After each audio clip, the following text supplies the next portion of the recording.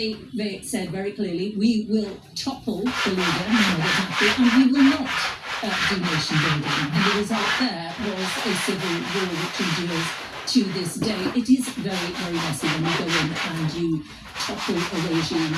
Trump, of course, is being influenced and is high on the success of his successful toppling of Nicolas Maduro in Venezuela, who is now sitting in an American jail, and his deputy, Delcy Rodriguez, is in charge of pretty much doing what the Americans want. That is how Trump, no doubt, would like things to pan out, but he's, I'm sure, pretty aware that that's not going to happen as easily as it did in Venezuela. Yes, the Middle East is indeed a different story. Thanks for that, Angela Diffley.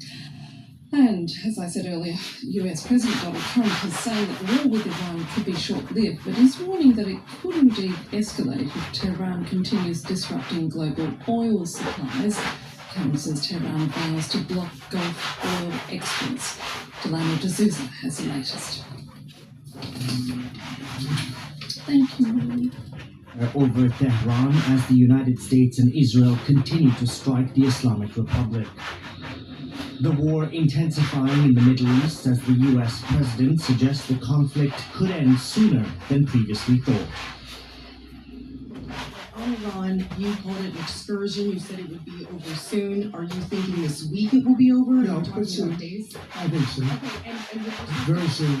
Analysts suggest Trump is looking for an off-ramp in the conflict, with the US president now backtracking on demands for a regime change in Iran and the country's unconditional surrender.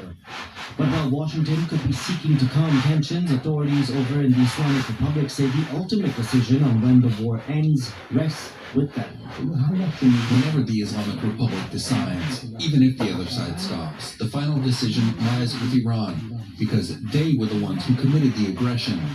We should only stop when we can feel confident or have guarantees that these acts of aggression will not be repeated and that they accept responsibility for their actions.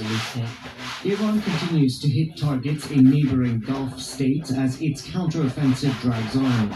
The country's Revolutionary Guards have also threatened not to allow any oil to leave the region as long as the US and Israel carry on with their attacks. It prompted Donald Trump to warn that if energy flows in the Strait of Hormuz are disrupted, America would hit Iran 20 times harder. And as Israelis face ongoing missile attacks from Iran, the Israeli Prime Minister Benjamin Netanyahu has warned that his country's military offensive against Tehran was not done yet. He says the operation was degrading the nation's clerical leadership. Let's